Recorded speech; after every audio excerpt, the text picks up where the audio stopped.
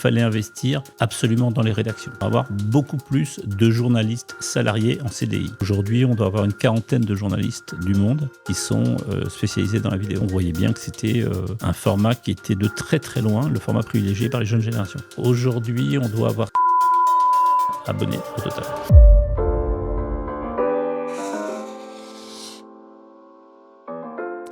Bonjour Louis Dreyfus. Bonjour. Bienvenue dans La Ligne, vous êtes le président du Directoire du Monde, groupe illustre dans lequel on retrouve évidemment Le Monde, mais pas que, puisqu'on peut citer Télérama, Courrier International. Citons également Nouvelle Obs, qui est adossé en réalité à votre groupe. Avant d'arriver à la tête de ce groupe, je rappelle que vous avez notamment été directeur général des Inrocks de Libération du Nouvel Obs. Dans cet épisode, on va revenir sur la transformation du Monde, sur les choix qui l'ont rendu possible, aussi sur les grands enjeux du moment, ce qui nous permettra de parler de l'IA, et notamment de l'accord que vous avez passé avec OpenAI, puisque, on peut le dire, vous ne faites pas que des amis dans la profession depuis cet accord, donc c'est l'occasion d'en discuter profondément. Louis, quand vous arrivez à la tête du Monde, la situation, elle n'est pas simple, elle est même compliquée. Je crois que le titre perd 10 millions par an. Donc, quand vous arrivez en 2010, c'est quoi le diagnostic que vous faites ? Quand on prépare l'offre de reprise avec Mathieu Pigasse à l'origine, puis Xavier Niel et Pierre Berger, le constat qu'on fait, c'est qu'il y a un groupe qui perd effectivement 10 millions d'euros, mais pas 10 millions d'euros en 2010, 10 millions d'euros chaque année depuis 2001. Donc avec un niveau de perte très important, une incapacité des actionnaires à réinvestir, une incompréhension en interne de la stratégie et une difficulté de gouvernance avec une forme de cogestion qui était rentrée dans les mœurs, avec en fait finalement personne qui était complètement décisionnaire, donc un groupe qui avait du mal à être mobile, à être agile, à rendre des arbitrages, alors même que la période nécessitait qu'il y ait des vrais arbitrages qui soient faits.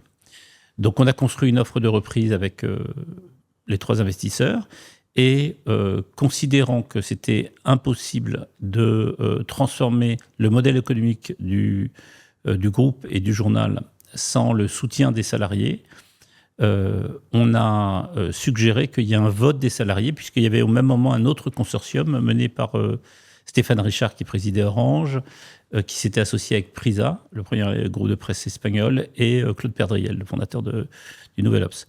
Et on a fait voter les salariés en présentant chacun nos offres aux salariés, aux différents CNCE. Et puis il y a eu un vote, et le vote des salariés a été très largement en la faveur du consortium avec lequel je travaillais, ce qui donne une dynamique de départ. Donc il y avait un soutien des salariés. Deuxième chose, dans l'offre, on avait été assez clair sur deux choses. Un, on pensait sur trois choses. Un, ce groupe ne retrouverait pas son modèle économique s'il n'était pas capable de s'adosser à un lectorat payant beaucoup plus important. Deuxième chose, pour avoir ce lectorat plus important, ou cet achetorat plus important, il fallait investir absolument dans les rédactions, c'est-à-dire avoir beaucoup plus de journalistes salariés en CDI. Et à l'époque, et je crains encore aujourd'hui, c'était très contre-intuitif, oui. En tout cas chez nos confrères. Et puis la troisième chose, c'est qu'il fallait qu'il y ait une meilleure répartition des rôles au sein de la direction du groupe, avec un patron économique, donc qui serait le président du directoire, et à ses côtés, à parité, un patron des contenus qui est le directeur du journal. Alors que précédemment, le directeur du journal, donc qui était un journaliste, qui est patron des contenus, était aussi le patron économique, quand un président du directoire, ce qui souvent ne requiert pas les mêmes qualités. Dans un cas, vous avez besoin d'une capacité d'arbitrage, alors que le patron des contenus va être plus analytique, va travailler plus sur l'indépendance éditoriale, sur la politique de développement éditorial. Donc on a besoin de ces deux profils, mais avec des responsabilités mieux identifiées. Et puis, à partir de ce moment-là, assez vite, après la recapitalisation, les trois actionnaires m'ont demandé de prendre la tête du groupe, que j'ai pris en décembre 2010, où on a essayé de faire plusieurs choses en parallèle. D'abord de réinvestir dans les rédactions. Hein. À l'époque, il y avait 310 journalistes salariés en décembre 2010 au monde. Il y en a aujourd'hui beaucoup plus, on a quasiment doublé la taille de rédaction, mais ça s'est fait par étapes. La deuxième chose, c'est qu'on a cherché à mieux valoriser les contenus sur le numérique. Donc on a investi sur le numérique. On a refusé les propositions de kiosques numériques qui, pour nous, étaient destructrices de valeur. C'est-à-dire qu'il est impossible, à mon avis, d'espérer que des lecteurs s'abonnent à votre titre s'il est disponible dans un kiosque qui, pour un prix forfaitaire, offre des centaines de titres. Donc il faut défendre sa spécificité. On a réinvesti dans la rédaction et on a voulu que très tôt, il y ait un projet, que cet investissement dans la rédaction se traduise par une évolution éditoriale. Et ça a été fait avec la création de M, le magazine du Monde, qui très vite a trouvé un public, puisque c'est encore aujourd'hui le premier jour de vente du journal. Et tout ça s'est fait avec, à mes côtés, Eric Israelvich, qui avait été recruté comme directeur du journal, donc avec une nouvelle équipe. Eric Israelvich qui nous a quittés il y a quelques années. Ce qui a marqué les esprits, donc, c'est d'abord, je pense, votre transformation numérique en quelques années. C'est votre capacité à aller chercher beaucoup d'abonnés en ligne. Si on devait résumer, quels sont les fondamentaux de cette transformation numérique ? Le premier élément, c'est le choix du numérique payant. Dans les années qui ont précédé notre arrivée au capital, il y avait une forme de consensus autour d'un modèle gratuit avec l'ensemble des contenus qui seraient mis à disposition et un modèle strictement publicitaire. Nous, on a considéré qu'il n'y avait pas d'avenir dans ce modèle et qu'au contraire, il fallait assumer le fait d'être le premier journal à mettre une majorité de ses contenus en payant. Le deuxième élément, c'est qu'on a beaucoup investi dans la rédaction pour pouvoir traiter plus de thématiques et on s'est ouvert à des champs qui n'étaient au départ pas ceux du Monde. Je pense aux questions de vie personnelle, d'intimité, qui a permis d'attirer d'autres formes d'autres profils d'audience. Et puis, on a investi sur d'autres formats, des formats qui étaient et qui restent prisés par les jeunes générations, la vidéo, l'audio ou les contenus qu'on met à disposition sur les plateformes comme Snapchat, avec un pari qui aujourd'hui tend à se confirmer qu'une partie de cette audience découvrirait la marque Le Monde sur leur terrain de jeu, ces plateformes numériques, et en grandissant, viendrait petit à petit sur notre application, sur notre site, puis s'abonnerait. Et aujourd'hui, c'est la trajectoire qui est la nôtre, avec quelque chose que nous n'avions pas anticipé, c'est qu'il y aurait une prime au leader considérable, à savoir le premier titre qui développerait l'abonnement numérique, attirer une part de marché qui serait très majoritaire. Et aujourd'hui, vous voyez, en termes d'abonnement numérique, on a plus de 2 fois le nombre d'abonnés numériques de notre principal concurrent historique, qui est le Figaro. Donc le fait de s'être lancé les premiers dans ces investissements... ça veut dire combien à peu près d'abonnés globalement? Aujourd'hui, on doit avoir 680 000 abonnés au total. 680 000 abonnés au total. Dont 600 000 abonnés numériques. Quelle a été votre vision sur le développement de la vidéo en particulier? Je vais citer un chiffre parmi d'autres, mais votre compte YouTube, par exemple, a dépassé les 2 millions d'abonnés. Il n'y a pas beaucoup de médias qui peuvent se targuer d'avoir ce chiffre-là. À quel moment est-ce que vous vous dites on va investir également la vidéo, vous qui êtes arrivé, je le rappelle, en 2010?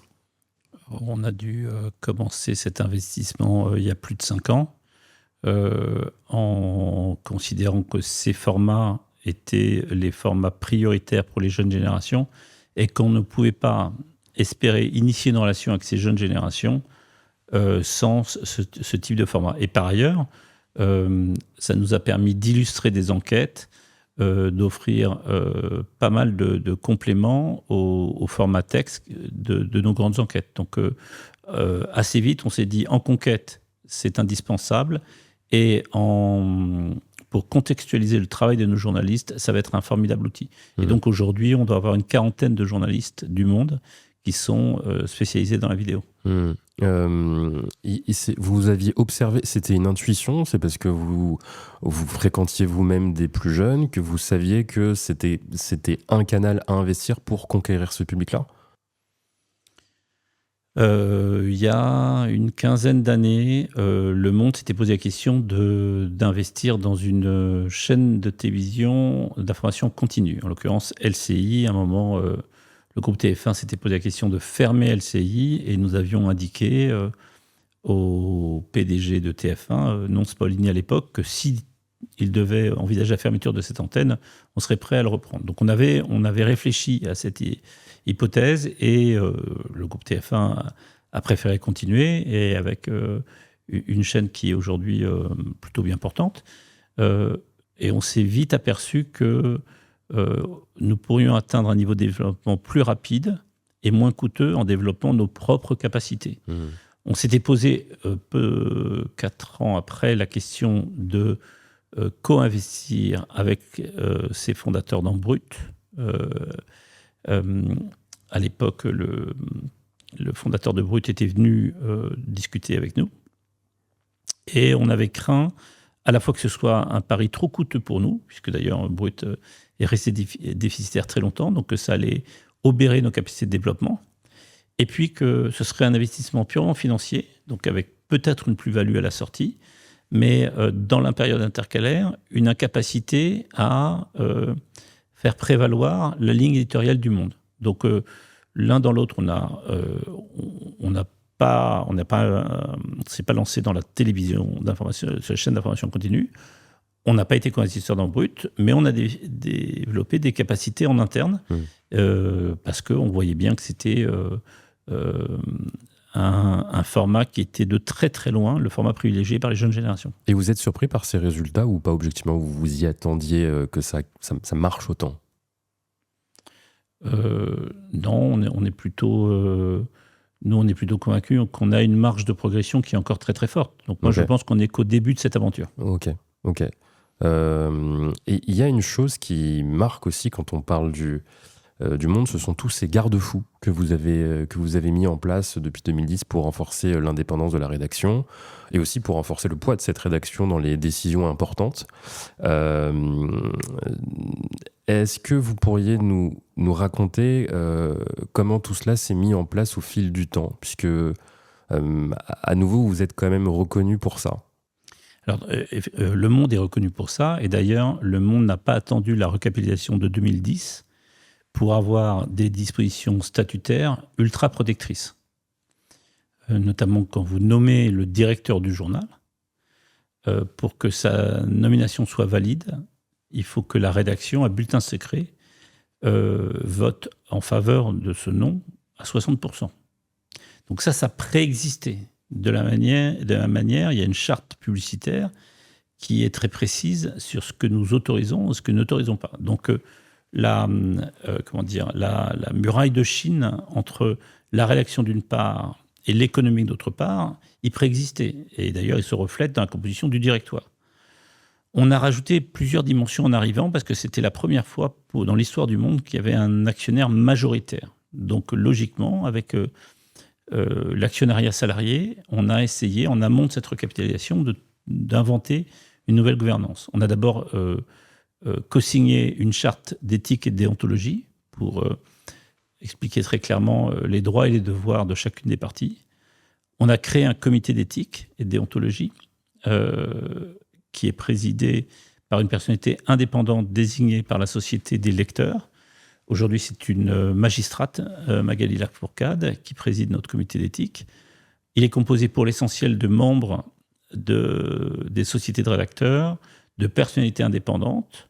Jérôme Feneglio, l'autre membre du directoire, le directeur du journal, et moi-même y siégeons, mais on est ultra minoritaire. Donc c'était pour être sûr que cet organe puisse pas être instrumentalisé par la direction. Quand Nicolas Barré, le directeur des Échos, a dû quitter ses fonctions à la demande de son actionnaire, on s'est dit que nos statuts pouvaient être solide, il pouvait être aussi renforcé. Et on a ajouté une disposition qui fait que, en cours de mandat, si le conseil de surveillance ou le président du directoire veulent mettre fin au mandat du directeur du journal ou d'un directeur de la rédaction, ils doivent se retourner vers la rédaction pour leur demander leur agrément, de même manière qu'ils doivent agréer la nomination d'un nouveau directeur. Donc ça, c'est une vraie protection en cours de mandat. On a rajouté aussi deux autres dimensions. En 2019, Daniel Kretinsky a essayé de rentrer au capital du groupe et d'avoir accès à sa gouvernance. Il y a eu un consensus au sein des équipes, au sein des rédactions et au sein de la direction pour considérer que cette entrée au capital était une démarche hostile. Et donc, on a modifié les statuts, d'abord en donnant ce qu'on appelle une golden share, c'est-à-dire une voie prioritaire au pôle d'indépendance qui regroupe les sociétés de personnel. Et puis, au fil du temps, il a quitté il a revendu sa participation qu'il avait dans une des holdings de Mathieu Pigasse, et Xavier Niel s'est assuré de reprendre toutes les actions des autres associés pour les céder pour 1 euro à un fonds de dotation qui aujourd'hui détient 74% du capital du journal et ne peut pas vendre ses parts sans l'agrément du pôle d'indépendance, donc l'actionnariat salarié. Donc aujourd'hui, on a un actionnariat qui, en plus, est constitué pour l'essentiel d'un fonds de dotation, c'est-à-dire d'une fondation, et de l'actionnariat salarié. Donc on a renforcé les protections pour les directeurs des rédactions, on a donné des droits particuliers à l'actionnariat salarié, et par ailleurs, on a quasiment interdit le fait que les parts du journal puissent être vendues à un tiers. Oui, donc ça fait vraiment que les pouvoirs de la rédaction sont quand même bien renforcés. Enfin, les pouvoirs de la rédaction, ils sont renforcés sur plusieurs choses. D'abord, ce sont des protections de la rédaction, et c'est son indépendance qui sont renforcées. Pour autant, on veille à ce que, pour la définition de la stratégie économique, pour des décisions d'arbitrage, ce ne soit pas la rédaction qui vote. Là, c'est très clair, c'est au niveau du directoire que ça se fait. Donc, où un directoire composé de 2 membres à parité, Jérôme Fenoglio, qui est le directeur du journal et donc le patron des contenus, et moi pour la stratégie économique. Mais ça ne redescend pas au niveau de la rédaction. On parlera plus tard des accords qu'on peut signer ou négocier dans le domaine de l'intelligence artificielle, de développement qu'on peut avoir. Ça, la rédaction est informée, évidemment, au préalable, mais on essaye d'éviter une forme de cogestion qui nous empêcherait d'avancer, d'investir, de se développer, voire de prendre des décisions lourdes. Parmi les décisions qui ont été les plus compliquées à mettre en œuvre, il y a notre décision de fermer l'imprimerie du Monde, ce que les précédentes directions n'avaient jamais réussi à faire. Moi, j'ai passé beaucoup de temps, beaucoup de journées. Ça a duré plusieurs années, puisqu'on a fini par avoir un accord avec les organisations syndicales en 2014 pour une démarche qu'on avait entamée tout début 2011. Mais ça, si la rédaction avait dû être associée, je pense qu'elle aurait été mal à l'aise à prendre ce type de décision. Moi, je l'ai prise, et après, on a négocié un accord avec les organisations syndicales, et aujourd'hui, on a fermé ce site, on a fait une opération immobilière dessus, ce qui a permis de refinancer le groupe. Donc, c'est pour ça aussi qu'il y a des décisions qui sont strictement économiques qu'il faut prendre. Vous avez dit il y a un instant que ce qui s'est passé aux Échos, à savoir le départ de Nicolas Barré, directeur de la rédaction, à la suite d'un désaccord avec son principal actionnaire et propriétaire, en l'occurrence Bernard Arnault et LVMH, que ça vous a poussé à vous renforcer. Sur ce sujet, j'ai plusieurs fois, je le cite régulièrement, entendu Pierre Louette, ancien PDG du groupe Les Échos Le Parisien, considérer que la main devait rester à l'actionnaire, parce que c'est lui qui finance et que les journalistes ne sont pas propriétaires du titre.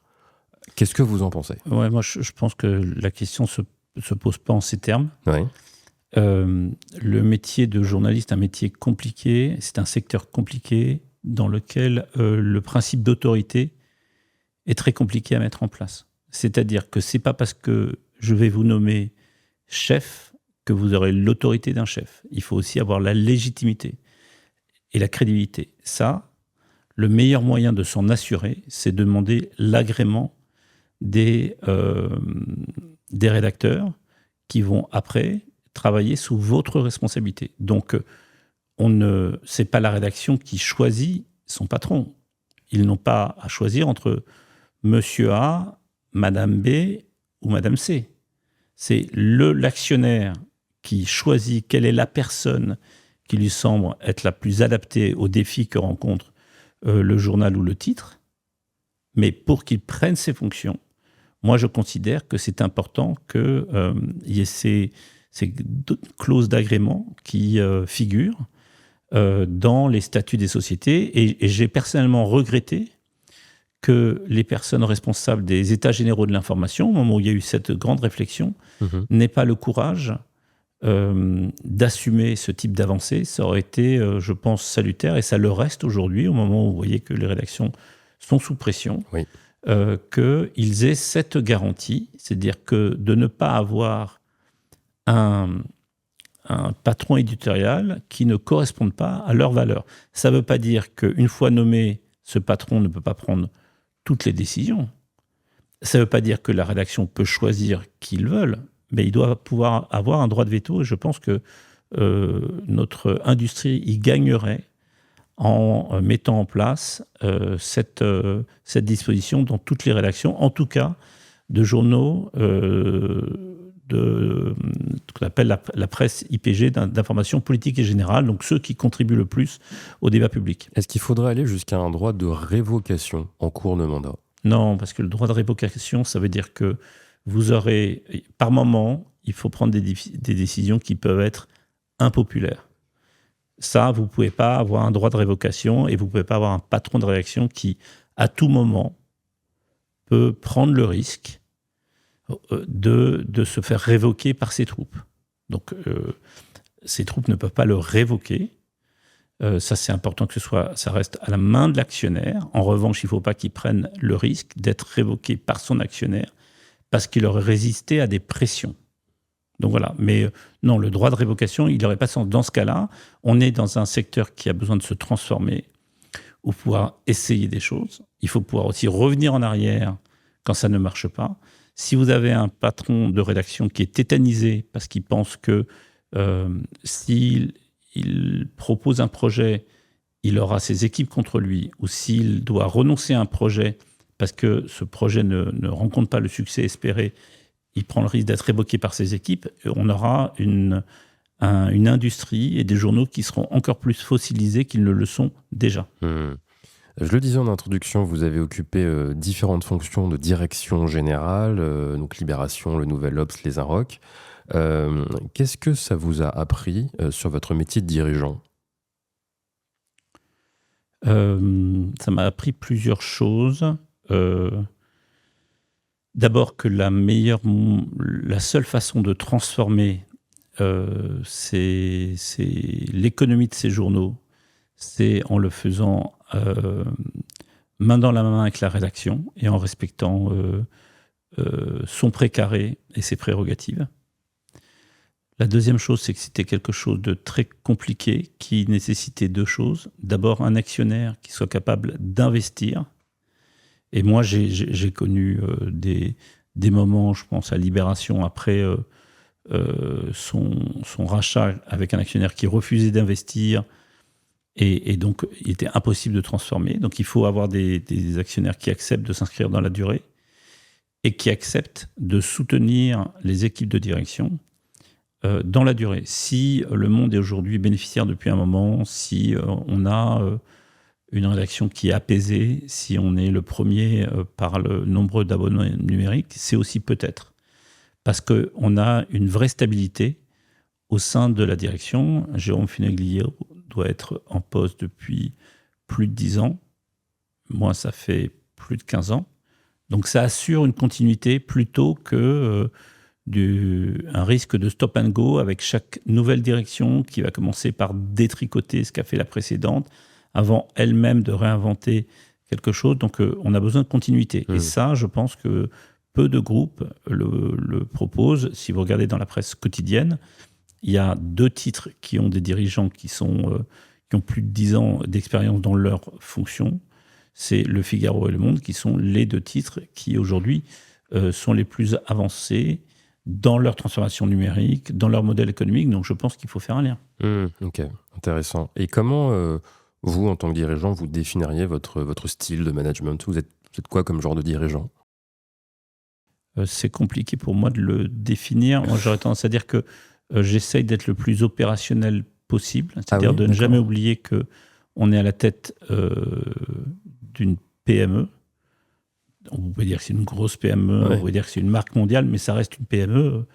Un peu plus de 300 millions d'euros de chiffre d'affaires, c'est une PME, et qu'il ne faut pas se confondre son périmètre. C'est pas parce qu'on a un accès facilité, voire direct, avec des dirigeants du CAC 40, avec des personnels politiques de premier plan, qu'on a des responsabilités de même nature et qu'on peut se permettre des équipes de même nature. Donc, on n'a pas de direction de cabinet, de chef de cabinet, on n'a pas de chargé de mission. On est une PME et Jérôme Fenoglio et moi, même, sommes ultra opérationnels. Ok, donc, parce qu'on pourrait s'attendre à des fonctions comme les vôtres, d'être avant tout dans une forme de supervision, de vision, et à ce que vous ne redescendiez pas en fait dans l'opérationnel. Ouais, mais je pense que notre groupe est trop petit pour ça. Donc on a vraiment besoin, et on est là, Jérôme et moi, pour challenger nos équipes quand il y a des projets. On est là pour essayer de créer un climat suffisamment bienveillant pour qu'ils puissent prendre le risque de nous proposer des projets qu'on n'avait pas anticipés, qu'ils sachent que quand on a un projet qui échoue, on peut revenir en arrière sans qu'il y ait une sanction, mais il faut apprendre à revenir en arrière. On essaye d'être le plus agile possible et ultra opérationnel. Je pense peut-être qu'on se distingue d'autres groupes, mais je pense que c'est indispensable. La rédaction du Monde, on l'a dit, donc c'est 570 journalistes, c'est beaucoup. Enfin, 570 journalistes en CDI. Journalistes en CDI, sans compter les pigistes. Après, il y a des pigistes, après, il y a des CDD, il y a des photographes par ailleurs, mais en CDI, 570. Ouais. Donc, dans tous les cas, ça fait beaucoup de monde. Vous l'avez dit, vous avez fait un choix en arrivant, c'était d'investir justement dans ce recrutement de journalistes, et que c'était un choix à contre-courant par rapport à ce qui se fait sur le marché. Justement, ce marché, vous qui pensiez qu'il fallait investir pour obtenir une information de qualité et que de fil en aiguille, vous en arrivez à ce résultat. À l'époque, le marché, comment il vous regardait ? Je pense que le marché a été très dubitatif quand on est arrivé, parce qu'il avait été habitué à plusieurs choses. D'abord, à des niveaux de résultats très faibles pour le monde, des résultats économiques, à une maison qui avait été secouée par des batailles internes à plusieurs reprises, donc qui avait la réputation d'être ingouvernable, et avec des actionnaires qui, par le passé, étaient venus pour de mauvaises raisons, c'est-à-dire des raisons statutaires, ou pensant que c'était un moyen d'entrer dans le jeu politique. Donc, en voyant arriver de nouveaux actionnaires, ils se sont dit, ils viennent pour pousser la candidature de tel ou tel candidat aux élections présidentielles. On s'est assuré, alors je savais que ce n'était pas le cas, mais on s'est assuré dans la charte que ce soit impossible. Deuxièmement, que pour l'ingouvernabilité ou la réputation d'ingouvernabilité, on a vérifié, on s'est mis d'accord avec les sociétés rédacteurs pour modifier la gouvernance pour qu'il y ait un patron économique qui puisse faire des choix. Et puis, pour le niveau de résultat, c'était à nous de délivrer et on a transformé pas à pas et on a fait plusieurs éléments, enfin on a eu plusieurs ruptures dans ce qui avait été fait par le passé. On nous disait que le Monde n'arriverait jamais à lancer un magazine qui tirerait les ventes, que le lecteur du Monde ne voulait pas d'un magazine. Il a augmenté de 30% les ventes au kiosque. Après, c'est devenu en plus un succès publicitaire, mais d'abord, c'est un succès en termes de lectorat. On nous avait dit, si vous lancez un magazine, ça va être un attrape-pub. La première enquête qu'on a lancée qui faisait la couverture du premier numéro du M, donc qui devait être en septembre 2011. Elle était consacrée à Arnaud Lagardère. Donc c'était sur du journalisme et signée d'Ariane Chemin, de Raphaël Baquet. Donc on a veillé aussi que la filiation avec la rédaction du Monde soit très claire. Toute la première année, les grandes enquêtes étaient signées par les grandes signatures du Monde et leurs signatures apparaissaient en couve. On nous avait dit l'imprimerie, si vous cherchez à réformer cette imprimerie, voire à la fermer, le syndicat du livre ne l'acceptera jamais et le Monde ne sortira pas pendant plus de 6 mois et ce sera la fin du Monde. J'y ai passé beaucoup d'heures, de jours, de nuits de négociations, plusieurs années. On a fini par obtenir un accord avec les organisations syndicales. On a reclassé une partie des salariés, mais on a fermé cette entreprise qui perdait 6 millions d'euros par an et qui menaçait d'empêcher le redressement économique de l'ensemble du groupe. Donc on a fait des choses compliquées. On nous avait dit le numérique payant ne marchera jamais. On l'a fait. La direction précédente des activités numériques du Monde avait théorisé le fait qu'il était exclu que les journalistes qui travaillent sur le numérique pour le Monde puissent travailler avec les gens qui travaillaient au papier. Et donc, on avait 2 cultures. C'était ultra cloisonné à tel point que si vous étiez dans l'immeuble du Monde et que vous vouliez rentrer sur l'étage du numérique, il y avait un code d'accès. Et si vous aviez le code d'accès, c'était littéralement, vous arriviez devant une hôtesse qui vous demandait si vous aviez un badge et qui vous alliez voir. Donc, c'était vraiment ultra cloisonné. Bon. On nous avait dit jamais rapprocher ces rédactions, sinon les vieux du Monde vont tuer cette dynamique. Bon, nous, on a fusionné les 2 rédactions et on a aujourd'hui quelque chose d'ultra dynamique où personne ne peut dire s'il travaille pour le papier ou sur le numérique. Donc, on a essayé de faire des choix qui étaient des choix rationnels, mais qui étaient des choix contre-intuitifs, puisque beaucoup d'experts de notre industrie nous avaient expliqué que ça serait impossible. Vous avez donc fait ce choix d'investir dans les hommes et les femmes, beaucoup, les autres moins. Pourquoi, selon vous? C'est parce que vous avez plus d'argent que les autres? Non, ça tient à quoi, finalement? Non, je pense que... peut-être parce que d'abord, on a été... les 3 actionnaires majoritaires, à l'époque, étaient 3 entrepreneurs.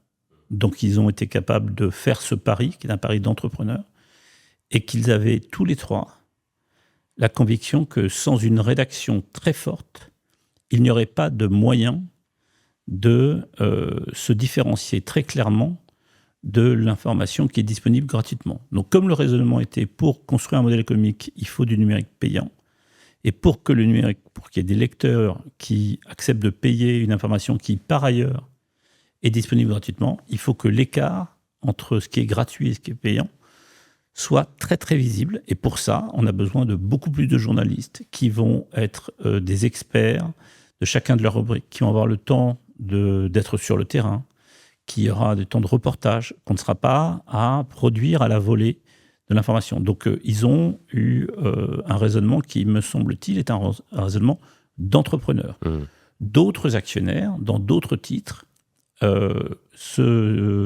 à mon avis, se sont concentrés sur le niveau de perte de leurs titres et ont cherché à avoir un retour sur investissement immédiat et donc ont coupé dans les coûts, sans comprendre que couper dans les coûts, c'était entrer dans une spirale qui était très dangereuse, puisque moins vous avez de réacteurs, moins vous avez de lecteurs, moins vous avez de revenus, et ainsi de suite. Aujourd'hui, on voit qu'il y a beaucoup de rédactions qui sont, j'allais dire, presque décimées, qu'on coupe beaucoup dans les effectifs, dans les rédactions médias. La profession va très mal, elle a fait grève au mois de juin, pour certains d'entre eux. Et quelle est votre lecture des événements et comment est-ce que vous voyez l'avenir de cette industrie? Moi, je considère qu'il y a encore une demande très très forte d'informations indépendantes, de qualité, rigoureuses. Donc, vous savez peut-être que je préside le conseil d'administration de l'école supérieure de journalisme de Lille. Et moi, je continue à conseiller aux jeunes qui le souhaitent de faire ces écoles et de devenir journalistes. il y a un avenir pour ce métier. En revanche, il est primordial que ceux qui sont actionnaires des médias comprennent mieux quelle est leur responsabilité, quels sont leurs droits et quels sont leurs devoirs. Aujourd'hui, j'ai l'impression que beaucoup d'entre eux considèrent qu'ils peuvent se comporter comme un propriétaire. C'est pour reprendre l'expression de Pierre Louette que vous citiez en début d'entretien. Et je pense qu'il faut que le législateur, à un moment, définisse mieux quels sont les droits, quels sont les devoirs d'actionnaires. Nous, on l'a vu de notre côté. Il se trouve que Xavier Niel a fait le choix de céder pour 1 euro ses titres à une fondation. Mais s'il avait voulu les vendre, il aurait pu réaliser une plus-value puisqu'il était devenu l'actionnaire majoritaire d'un groupe qui est aujourd'hui très rentable. On a 25 millions d'EBITDA. On s'autofinance depuis très très longtemps, depuis plus de 10 ans. Donc on est propriétaire de notre immeuble, un siège social qu'on a construit. Donc on est un groupe fort. Donc ça n'est pas que par vertu ou que par naïveté. C'est aussi parce que si ces actionnaires veulent construire un modèle économique pérenne, ils ont besoin qu'il y ait des lecteurs et que les lecteurs demandent à ce que le lien de confiance, ils demandent d'être convaincus du lien de confiance qu'ils peuvent avoir avec le média. Et pour ça, on a besoin de mieux structurer l'indépendance des rédactions. C'est pour ça qu'on investit aussi dans des nouvelles dispositions statutaires chaque année. C'est pour réaffirmer l'indépendance de la rédaction. Pas parce qu'elle est mise à mal, mais plutôt qu'on a l'impression que le grand public, et notamment ceux qui ne nous lisent pas encore, ont besoin de mieux comprendre en quoi nous sommes indépendants et qu'est-ce qui peut les assurer que les journalistes du Monde ou du groupe ne travaillent pas pour servir les intérêts de tel ou tel. La profession va mal. Un des coupables désignés s'appelle l'IA. Vous avez noué un partenariat en mars 2024 avec donc OpenAI qui est derrière le désormais célèbre ChatGPT. Donc en gros, le deal, ChatGPT se nourrit des productions du Monde en échange d'un, je cite, d'une source significative de revenus supplémentaires. Comment déjà se sont déroulés les événements ? Qu'est-ce qui a fait que vous avez été amené à discuter, vous et OpenAI ? Le raisonnement... alors d'abord, dire que notre industrie est secouée plus que d'autres par l'intelligence artificielle, je pense que ce n'est pas le cas. On a une révolution qui est née il y a 2 ou 3 ans et qui percute chacun des secteurs d'activité et nos modes de vie, donc la presse comme les autres. Et ceux qui aujourd'hui annoncent des plans de départ ou de licenciement sous couvert d'IA, pour moi, font une erreur. Ils peuvent avoir à faire des plans de licenciement, mais l'IA ne peut pas être tenue comme responsable de ces licenciements. Et par ailleurs, ils prennent le risque de ne jamais pouvoir faire adhérer leurs équipes à cette révolution, mieux comprendre et adopter cette révolution si les équipes sont persuadées que travailler avec des assistants IA, ça veut dire à très court terme perdre son job. De notre côté, avec Jérôme Feneglio, on a eu un raisonnement qui était construit autour de quelques convictions. La première, c'est qu'il fallait d'abord, avec les sociétés de rédacteurs, avec le comité d'éthique, définir en quoi l'IA pouvait nous aider et ce que nous allons interdire comme usage. En gros, publier des textes rédigés par l'IA, demander à l'IA de proposer des angles, dénaturer des photos avec de l'intelligence artificielle, produire des visuels par l'intelligence artificielle. Donc on s'est mis d'accord sur une charte. Et puis, compte tenu de la rapidité de l'adoption de l'IA par les nouvelles générations, on a considéré qu'il serait suicidaire de ne pas veiller à un meilleur référencement du monde sur ces outils. Au même moment, quand les syndicats d'éditeurs étaient interrogés, notamment en France, ils disaient qu'ils ne connaissaient pas les acteurs de l'intelligence artificielle, qu'ils ne savaient pas vers qui se tourner. Donc on a considéré au Monde que c'était peut-être aussi notre rôle d'être pionnier en la matière et de prendre l'initiative de contacter ces acteurs d'intelligence artificielle pour obtenir des accords.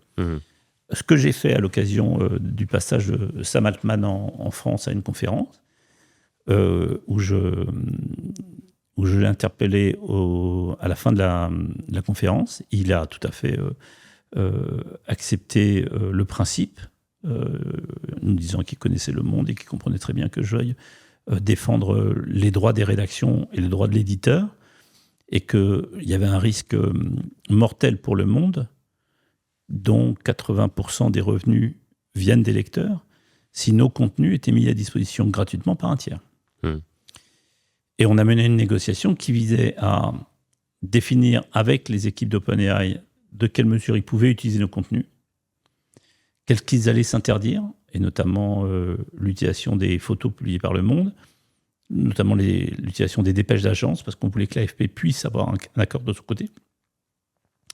On voulait interdire également les résumés d'articles. C'est important pour nous que Le Monde, ce type de fonctionnalité, ne permette pas d'éviter l'abonnement. Et puis on a veillé à ce que chaque fois que Le Monde soit utilisé pour une réponse, il soit cité avec un lien vers nos contenus. Et puis dernier élément qui est aussi important, on s'était mis d'accord avec Jérôme Feneglio pour ne signer un accord que si les montants qui nous seraient proposés seraient très significatifs et nous permettraient, et pluriannuels. Ce qui a été le cas, on a eu une négociation de quelques mois, et au terme de ces quelques mois, on a pu annoncer un accord. Et on a veillé dans cet accord, et j'espère que nos confrères français, s'ils devaient signer des accords avec les acteurs de l'intelligence artificielle, garderaient la même disposition.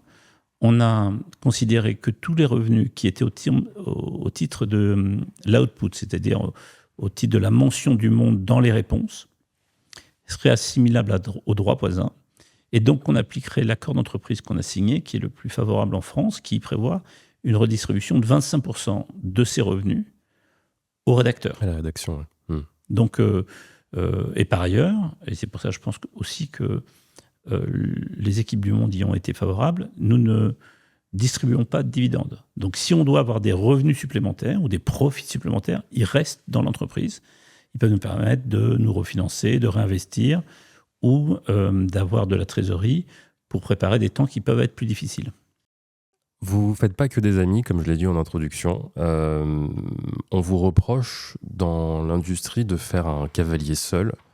Il y en a qui considèrent que vous auriez dû plus vous engager pour une négociation collective. Est-ce que déjà vous comprenez ces critiques ?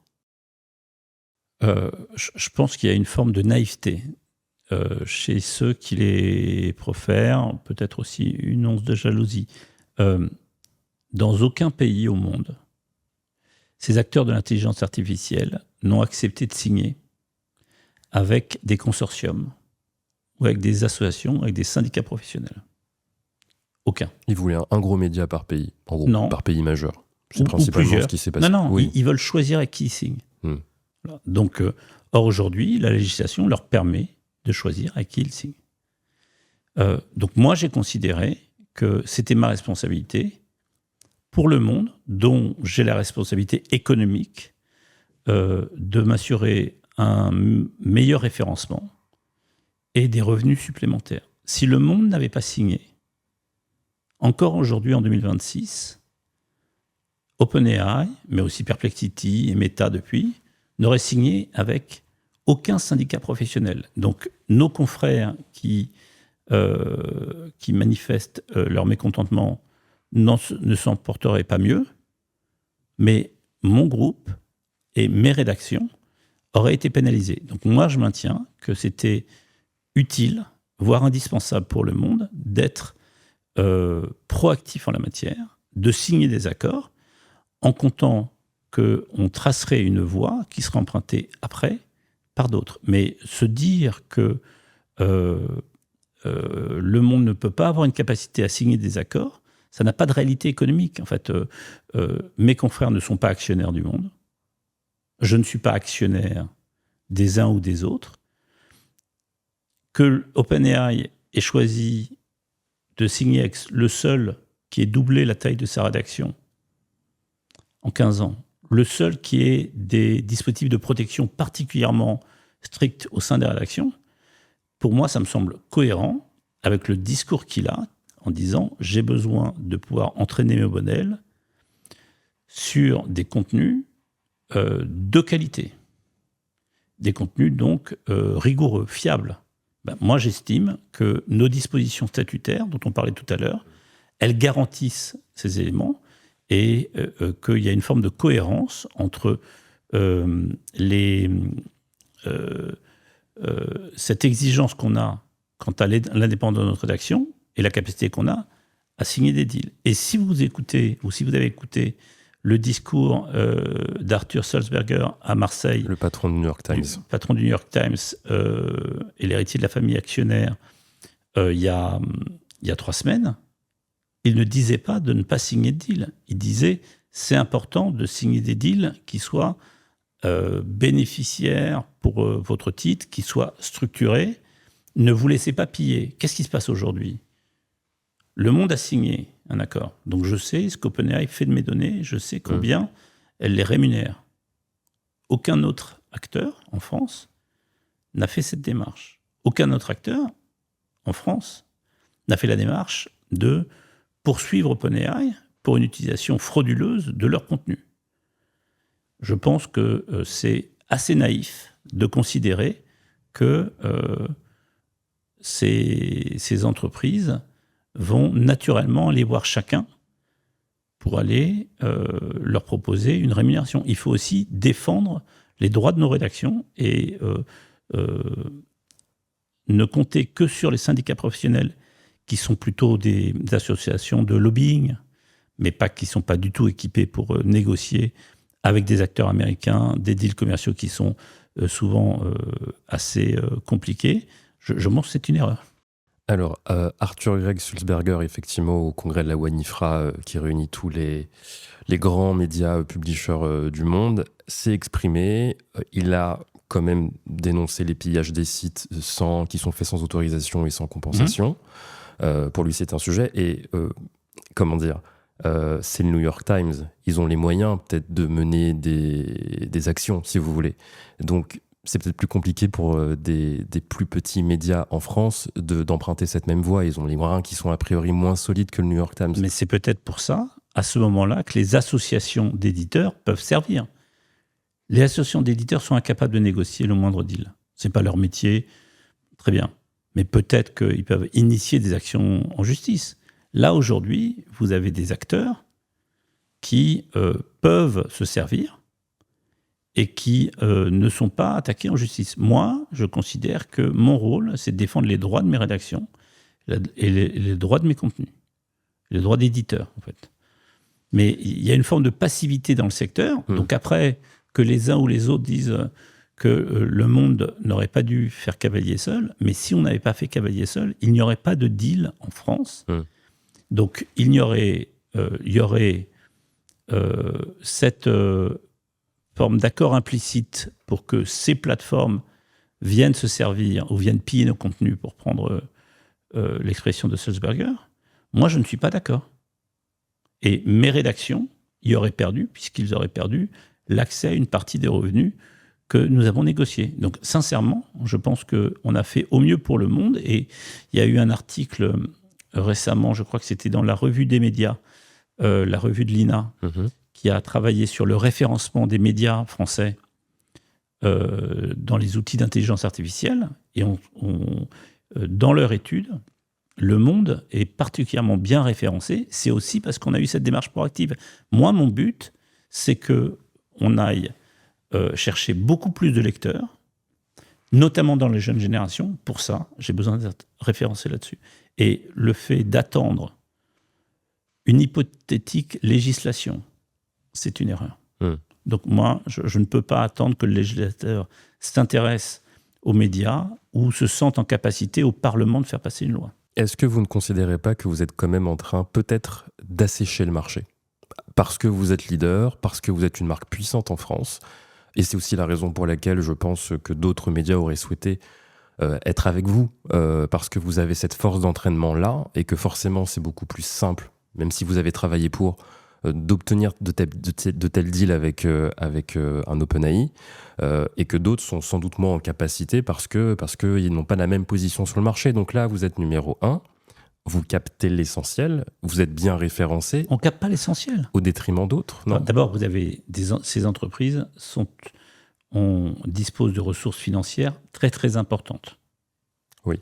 Donc dire que le monde, en ayant un deal significatif avec OpenAI, assèche sur les le marché ressources, français. Les ressources financières d'OpenAI, Sur le marché français. Que c'est nous faire un peu trop de crédit. Par ailleurs, je me souviens de la façon dont l'accord avec Google sur les droits voisins a été discuté. Oui. Pour reprendre votre suggestion, ça a été fait d'abord au niveau de l'association des éditeurs français, qui avaient chacun dit combien ils espéraient de ce deal. Donc, les responsables du syndicat avaient fait l'addition de toutes les demandes individuelles et puis t'es allé voir Google. On dit, on n'a pas besoin de tout ça. Google a dit, mais c'est pas sérieux, en fait.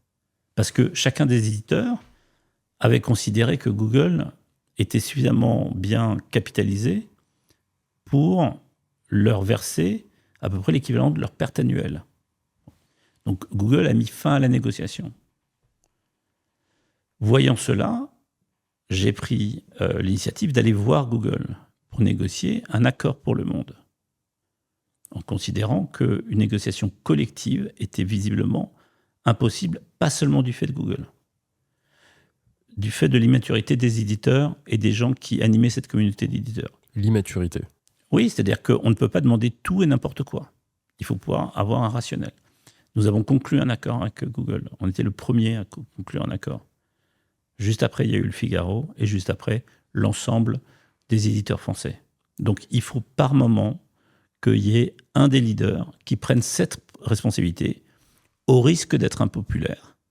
Mais je pense que le monde n'a asséché les ressources financières ni de Google, ni d'OpenAI.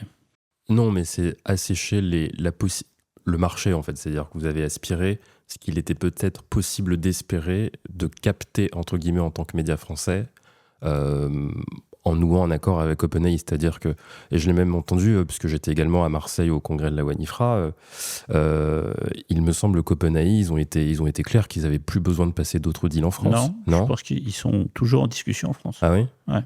D'accord. Mais Okay. je vous donne un exemple. Ils n'ont aucun deal en Italie.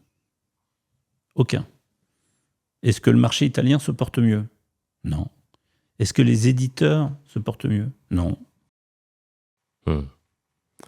Donc ça veut dire que si c'était à refaire, vous referiez tout pareil. Je vous écoute, il n'y a pas de... Ouais. Ah bah, sur l'accord avec OpenAI, Oui. bien sûr. C'est-à-dire que moi, je n'exclus pas que on est arrivé au bon moment pour négocier un deal dans de bonnes conditions, qu'on a eu des équipes d'OpenAI qui étaient à l'écoute, qui n'ont pas du tout imposé leurs conditions. Il y a eu une vraie négociation, c'est-à-dire que si je prends l'aspect financier, la proposition de départ qu'ils nous ont faite n'est pas la proposition d'arrivée, donc on a réussi à l'améliorer, ce qui est rarement le cas, hein. Si on prend les GAFAM, très souvent, quand vous entrez dans une discussion avec eux, la discussion est cordiale, mais elle n'est pas productive. Là, elle était productive. On a pu travailler avec leurs équipes pour veiller, quand il y avait des hallucinations, à modifier ça. Donc on avait vraiment un partenariat. Donc moi, je referais ça exactement de la même façon. Et il faut aussi qu'on ait un secteur qui comprenne que nous sommes, chacun d'entre nous est responsable de l'équilibre économique, d'abord de son groupe. Oui. Moi, je ne cherche pas à dépendre des subventions publiques. On a des finances publiques en France dont l'État est particulièrement dégradé. Il y aura des arbitrages à faire. Après les prochaines présidentielles, je ne sais pas dans quelle mesure elles resteront au même niveau.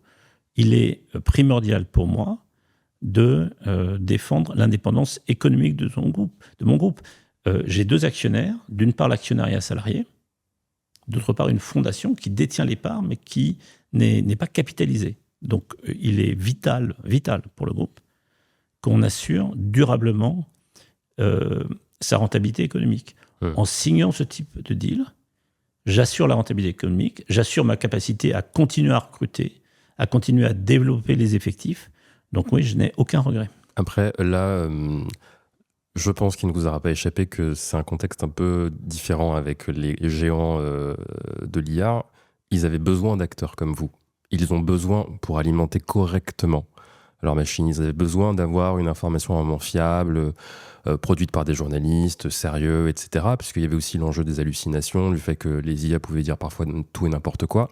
Il y avait un enjeu de crédibilité pour eux. Donc forcément, vous qui êtes numéro 1 sur ce marché-là, vous n'arrivez pas en position de force, mais forcément, là, on vous écoute. Je pense que vous l'aviez à l'esprit quand même. Oui, et donc ? Non, mais et donc, ce que je veux dire par rapport à ce qui... Vous preniez le cas de Google avant, etc., et vous disiez que d'habitude, les GAFAM, ils arrivaient... Et voilà. Si on vous a écouté aussi, si vous aviez une opportunité, c'est aussi peut-être parce que là, cette fois-ci, ils avaient besoin de nouer des accords avec les plus forts. C'est ça que je veux. Mais il faut qu'il y ait...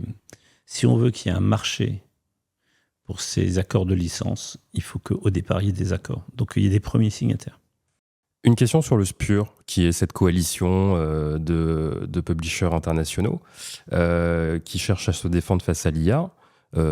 Justement, à Marseille, au Congrès, il y a eu plusieurs nouveaux membres qui ont été annoncés, dont CMA Média de Rodolphe Saadé, donc BFM, RMC, etc.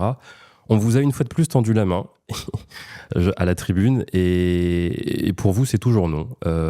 Est-ce que vous pouvez juste nous dire brièvement pourquoi ? D'abord, SPUR, donc c'est pas une alliance d'éditeurs pour négocier avec les GAFAM. Non, c'est pas le cas.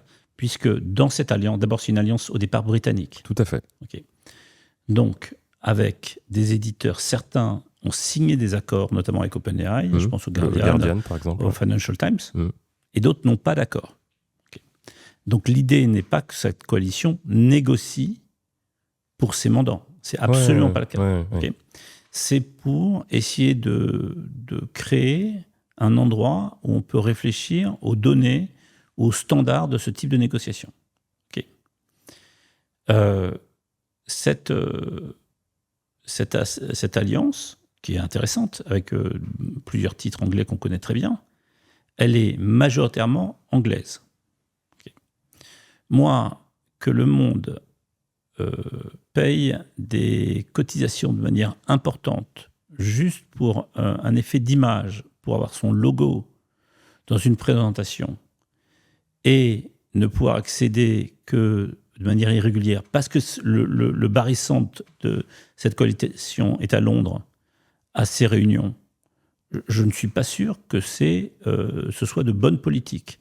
Donc que d'autres éditeurs français pour accompagner une dynamique, et parce qu'ils ils ont probablement beaucoup plus de moyens que le monde, décident de cotiser, c'est probablement formidable. Mais moi, je suis réaliste, j'essaye avant d'accepter un engagement de dépenses, j'essaye de comprendre ce que j'ai à y gagner pour le monde. Discuter avec le Guardian, discuter avec le Financial Times, on le fait de manière ultra régulière, sans faire partie d'une coalition. Donc là aussi, c'est pas une coalition qui va négocier.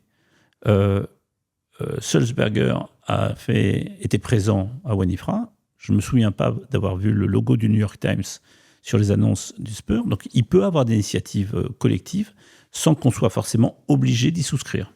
Une dernière question par rapport à l'IA, c'est ce que craignent beaucoup, c'est la chute du clic. Vous avez rappelé que vous étiez référencé quand on discutait avec ChatGPT.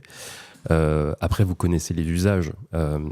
C'est que les gens ne cliquent pas toujours sur les liens, donc peuvent se contenter d'avoir un premier niveau de réponse. D'autant que nous, en France, nous n'avons pas l'AI Overview, comme on l'appelle, qui est disponible ailleurs, où en fait vous posez la question à Google et vous avez un condensé de la réponse qui apparaît. La crainte de ces plus petits éditeurs, c'est que si jamais ils n'ont plus de trafic, ils n'ont plus de moyens de monétisation, en tout cas ils en perdent, et donc progressivement ils perdent des revenus qui pouvaient assurer leur subsistance.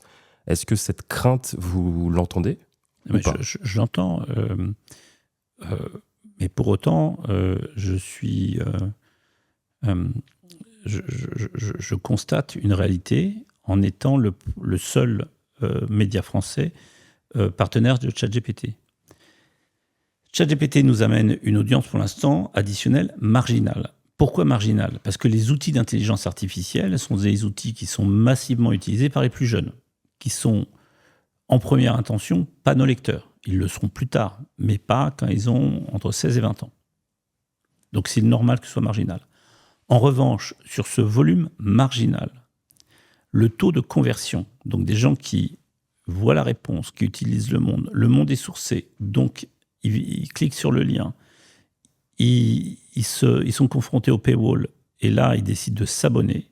Cette conversion à l'abonnement, elle est 17 fois supérieure à celle des utilisateurs de Facebook qui, à partir d'un post sur Facebook, s'abonneraient au monde. Donc nous, ce qu'on voit, c'est qu'il y a un engagement très fort de cette audience supplémentaire marginale, et donc ça peut être aussi un moteur de recrutement pour les abonnements du monde.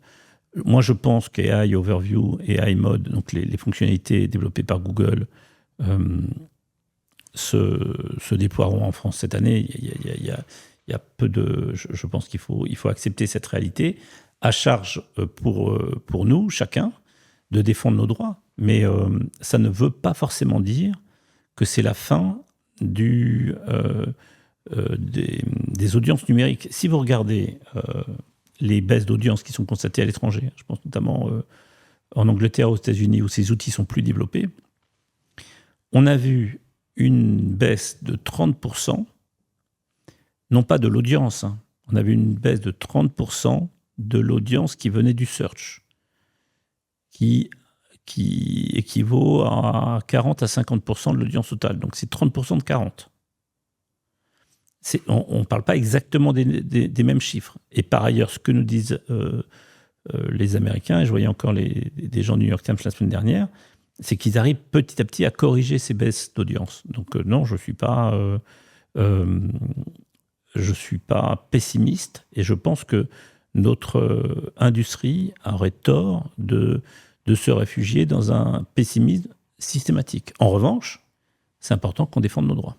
Combien de temps reste-t-il après les nouveaux abonnés recrutés via ChatGPT, enfin qui cliquent sur ChatGPT, qui arrivent à votre article et qui décident de s'abonner? Est-ce qu'il y a un taux de churn élevé ou pas? Non, il n'y a pas de taux de churn élevé, mais comme nos contrats n'ont été mis en place qu'il y a 2 ans, on le verra dans la durée. Mais aujourd'hui, on ne voit pas de churn particulièrement élevé en la matière. Mais il faut se méfier aussi de ce type d'intuition, hein. Je me souviens quand on a développé des contenus autour de la vie personnelle, on avait une chronique qui a pendant longtemps très bien recruté en termes d'abonnement, qui s'appelait « S'aimer comme on se quitte », où on racontait la première journée d'un couple et la dernière journée, qui recrutait très bien en termes d'abonnés. Certains nous disaient, mais c'est ce qu'on appelle un clickbait, donc c'est-à-dire des contenus qui attirent artificiellement de nouveaux abonnés, et ces abonnés ne resteront pas. Ce dont on s'est aperçu, c'est que ces nouveaux abonnés, une fois qu'ils étaient là, allaient chercher les contenus internationaux, les contenus économiques, les contenus culturels, les contenus politiques, et avaient la même durée de vie d'abonnement que les abonnés les plus classiques. Donc on a besoin d'élargir en fait notre façon de recruter des abonnés. Ça ne veut pas forcément dire qu'on va augmenter le churn. À propos de cet élargissement, l'IA, vous l'utilisez également dans le cadre de Le Monde in English, donc la version donc depuis 2022, la déclinaison en version anglaise donc du Monde. C'est le fruit de la collaboration. Donc il y a des professionnels, je crois que c'est une agence quoi, qui repasse derrière l'IA, ou c'est l'inverse, je ne sais plus. Comment se fait la collaboration entre l'homme et la machine? Alors, quand on l'a lancé en 2022, on avait 3 niveaux de traduction. Ouais. Le premier, c'était DeepL, donc de l'intelligence artificielle, une société allemande. Puis, après cette première couche de traduction, et toujours avant publication, il y avait des agences de traducteurs qui récupéraient les contenus, modifiaient ou amélioraient la traduction, la remettaient dans notre CMS, donc dans notre outil éditorial. Et là, des journalistes que nous avions recrutés, anglophones de langue maternelle, reprenaient les contenus, relisait la traduction, la perfectionnait, l'éditait, la titrait et la mettait en ligne. Donc on avait 3 couches de traduction. Et seulement la première était de lire. Au bout d'un an et demi, la rédaction nous a dit, d'abord on a testé DeepL, on l'a mis en concurrence avec d'autres outils d'intelligence artificielle, et OpenAI s'est avéré au moment de ces tests le plus performant, et ça n'a rien à voir avec l'accord qu'on a. On l'a fait de manière complètement neutre.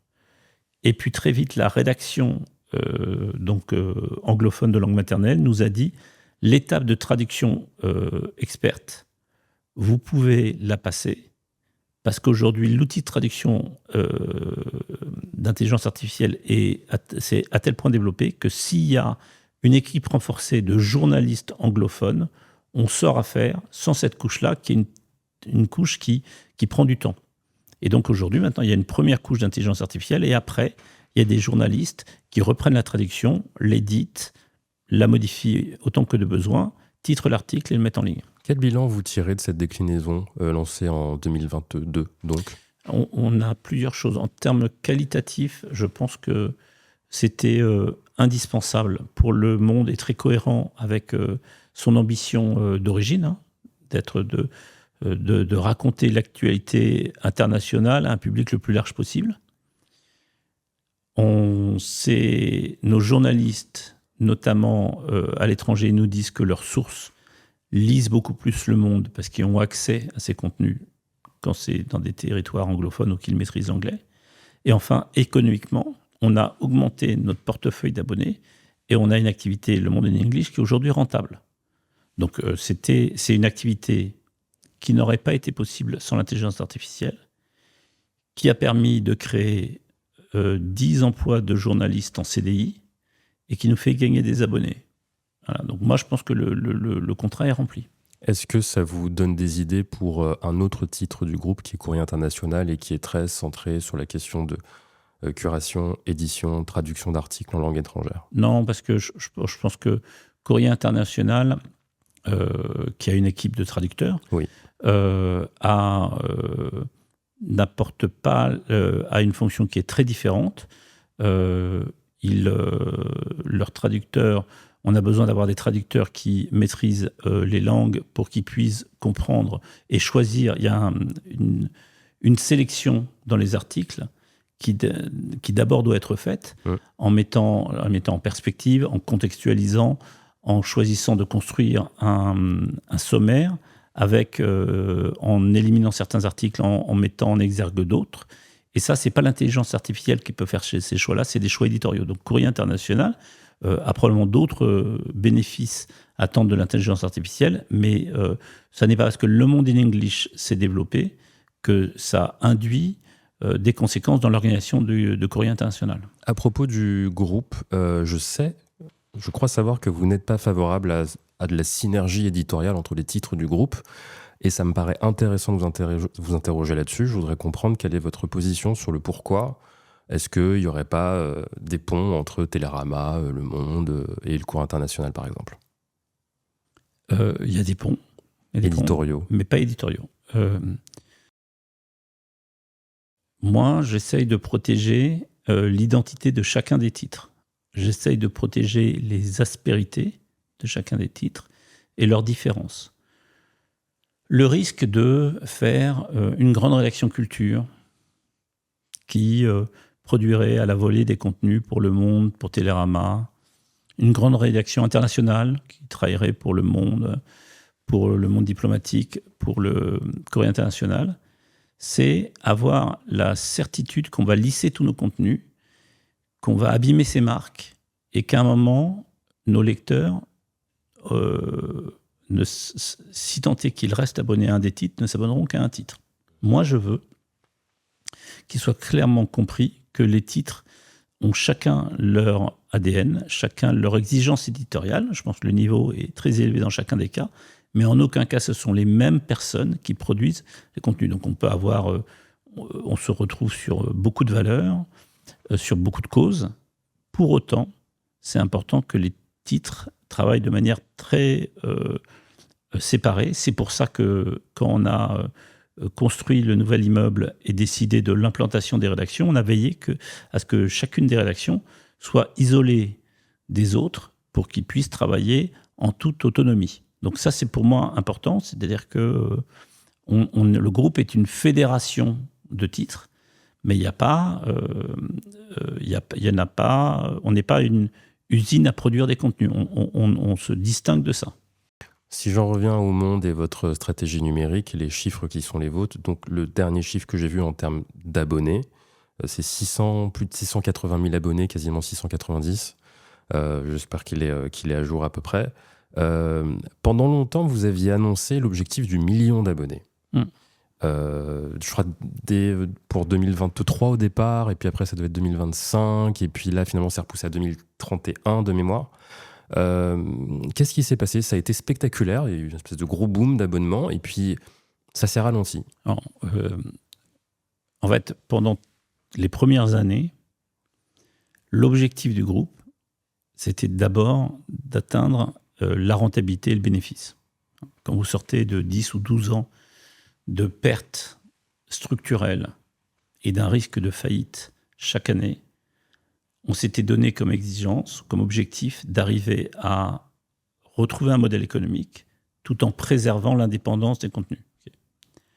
Une fois que vous avez fait ça, le risque, c'est de s'endormir sur ses lauriers et de considérer que maintenant qu'on a réussi ce pari-là, qui est un pari pas évident, qu'on a une marque aussi institutionnelle, on perd en énergie, en mobilité. Donc avec Jérôme Fenoglio, on a tracé une perspective en considérant qu'il était possible pour le Monde d'atteindre le 1 million d'abonnés. Historiquement, le record de diffusion payée du Monde, au siècle dernier, était en 1979, je crois, quand le Monde avait 440 000 acheteurs quotidiens. Aujourd'hui, vous l'avez dit, on est à plus de 680 000 abonnés quotidiens. Donc on est bien au-dessus de ce chiffre. On a des abonnés numériques qui nous rapportent plus de 76 millions d'euros. Donc le fait qu'on n'ait pas encore atteint le million, c'est pas grave. C'est pas grave. Nous, l'idée, c'est de tracer une perspective pour dire on peut faire beaucoup plus, beaucoup mieux, et on va y arriver. D'accord. Est-ce qu'on va y arriver dans 2 ans ou dans 5 ans? Je ne sais pas, mais on va y arriver.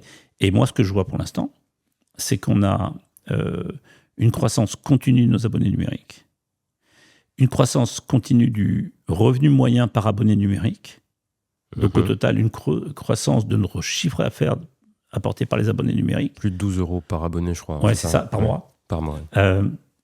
Bon, voilà, donc après, la question, c'est à quel rythme. Très probablement, l'année qui vient, avec les échéances politiques, vont permettre de soutenir cette croissance. Très bien. Donc, vous n'avez pas atteint de plateau? Parce qu'on pourrait se poser la question légitimement, est-ce que ça ralentit et vous avez atteint le maximum quasiment? Je pense qu'on est loin d'avoir atteint le maximum. Ok. Qu'est-ce qui vous manquerait, selon vous, pour que ça continue vraiment? C'est de continuer avec l'existant ou il y a d'autres choses à développer, selon vous? Je pense que la principale difficulté pour le Monde, c'est d'arriver à convaincre un public de non-lecteurs absolus que le Monde leur propose des contenus qui leur sont également destinés. Donc ceux qui ont une impression que le Monde est une marque trop élitiste, trop sérieuse, parisienne, vont avoir tendance à ne pas essayer le Monde, parce que c'est intimidant.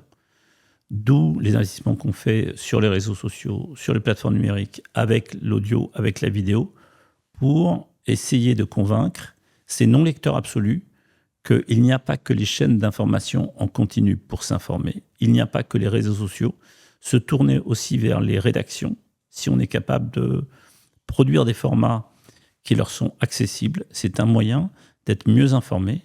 Et à partir du moment où on arrivera à ce qu'il se forge cette conviction, je pense qu'on pourra atteindre des niveaux d'abonnement ou de lectorat beaucoup, beaucoup plus élevé. Est-ce que c'est aussi pour un enjeu d'image que vous avez mis en place, au-delà du commercial, mais ce qu'on appelle les bundles, c'est-à-dire je m'abonne au Monde, au passage, je peux m'abonner à Spotify, je peux m'abonner à HBO Max, ou c'était juste commercial, c'était pas pour une histoire d'image, vous avez dit là, trop élitiste, trop machin. Non, c'est pas ça, c'est que les deux industries qui ont réussi le mieux à faire exister cette pratique de l'abonnement payant pour de la production culturelle sont d'une part la musique, d'autre part l'audiovisuel, avec comme principaux premiers succès Spotify d'une part, hein, à un moment où il était convenu que personne ne paierait pour de la musique.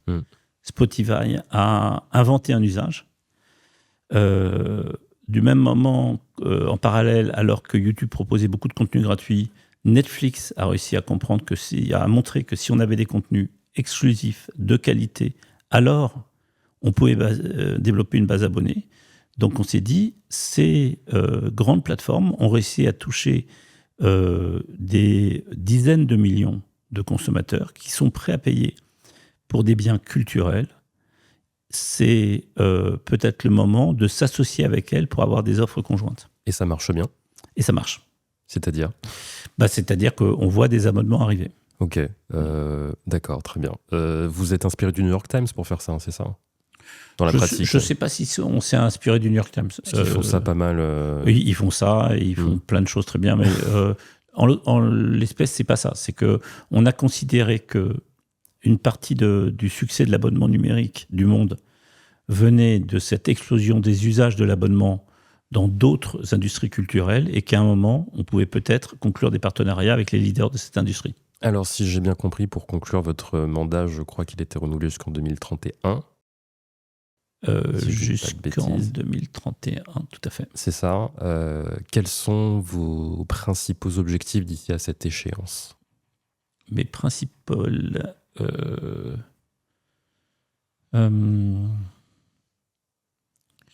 je dirais que d'arriver à ce que à la fois le lectorat et les portefeuilles abonnés de chacun des titres, notamment les portefeuilles d'abonnés numériques, soient beaucoup plus importants. Je pense notamment à Télérama, qui a une marge de progression formidable sur l'abonnement numérique. Donc moi, j'aimerais que dans 5 ans, il soit la référence absolue en termes de prescription culturelle en numérique. Ils le sont sur le papier. Il y a encore ce pas à faire sur le numérique. J'aimerais que on ait également réussi, et c'est une démarche que entamé Jérôme Fenoglio assez tôt, qu'on ait réussi le renouvellement générationnel au sein des équipes. C'est déjà le cas dans les équipes de direction. C'est important aussi qu'on fasse monter de nouvelles plumes. Donc on a aussi cette ambition, et qu'on continue à ce que la part de notre production audio et vidéo soit plus importante en proportion du total. Ok. Du fait de la concurrence, parce que tout le monde s'y mêle, hein. Les autres médias, j'entends. Ouais, mais... c'est pas ça, vous les regardez pas? Si, et c'est très bien qu'ils s'y mettent, mais je pense que on a l'avantage d'avoir des équipes éditoriales beaucoup plus importantes que nos confrères.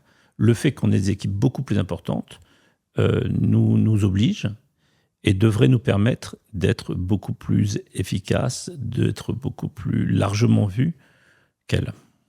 Merci beaucoup, Louis. Merci à vous. C'était Louis Dreyfus, président du directoire du groupe Le Monde. Merci d'avoir été avec nous. Et merci à vous d'avoir suivi cette discussion. Rendez-vous au prochain épisode. Salut.